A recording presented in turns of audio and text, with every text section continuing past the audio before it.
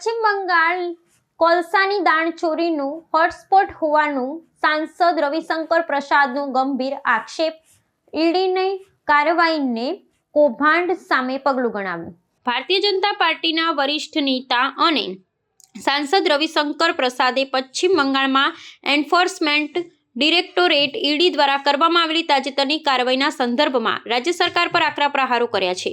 તેમણે પશ્ચિમ બંગાળને કોલસાની દાણચોરીનું મુખ્ય કેન્દ્ર ગણાવતા દાવો કર્યો હતો કે ગેરકાયદેસર પ્રવૃત્તિઓ અહીં બેરોકટોક ચાલી રહી છે। પ્રસાદે મીડિયા સમક્ષ સ્પષ્ટતા કરી હતી કે તાજેતરમાં તપાસ એજન્સી દ્વારા જે દરોડા પાડવામાં આવ્યા છે તે તૃણમૂલ કોંગ્રેસના કોઈ સભ્ય કે નેતાના ઘરે નહીં, પરંતુ કોલસા કૌભાંડ સાથે સંકળાયેલી ખાનગી સલાહકાર પેઢી કન્સલ્ટન્સી ફર્મ પર પાડવામાં આવ્યા છે। આ પ્રકરણમાં વધુ વિગત આપતા ભાજપના સાંસદે જણાવ્યું હતું કે જે ખાનગી સંસ્થા પર કાર્યવાહી કરવામાં આવી છે તેની સામે કોલસા કૌભાંડના નાણાંની હેરાફેરી, મની લોન્ડરિંગ કરવાના ગંભીર આક્ષેપો છે।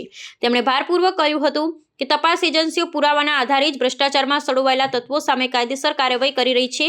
આ દરોડાની રાજકીય કિન્નાખોરી ગણાવતા આક્ષેપોને ફગાવી દેતા તેમણે કહ્યું હતું કે આ કાર્યવાહી સંપૂર્ણપણે નાણાકીય ગેરરીતિ અને ભ્રષ્ટાચારને ડામવા માટે હાથ ધરવામાં આવી છે। ઉલ્લેખનીય છે કે પશ્ચિમ બંગાળમાં કોલસા કૌભાંડની તપાસ લાંબા સમયથી ચાલી રહી છે અને તેમાં અનેક મોટા માથાઓની સડોવણી હોવાની ચર્ચાઓ છે। રવિશંકર પ્રસાદના આ નિવેદનથી સ્પષ્ટ થાય છે કે કેન્દ્ર સરકાર ભ્રષ્ટાચારના મુદ્દે કોઈ બાંધછોડ કરવામાં મૂડમાં નથી। આગામી દિવસોમાં તપાસના રેલા અન્ય શંકાસ્પદ કંપનીઓ સુધી પહોંચે તેવી શક્યતા છે, જ્યારે આ મુદ્દે રાજ્યના રાજકારણમાં ફરી એકવાર ગરમાવો જોવા મળી રહ્યો છે। और आपको मालूम है बंगाल कोल स्मगलिंग का एक बहुत बड़ा हॉट स्पॉट बना है।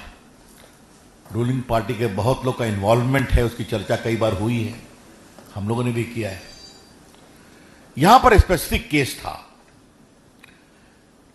और मैं फिर रिपीट करूंगा, ये रेड न ममता जी के घर पर थी, न उनके ऑफिस में थी, न टीएमसी के दफ्तर में थी, न टीएमसी के किसी नेता, विधायक, एमपी या ऑफिस बेरर के घर पर थी। ये रेड थी एक प्राइवेट कंसल्टेंसी फर्म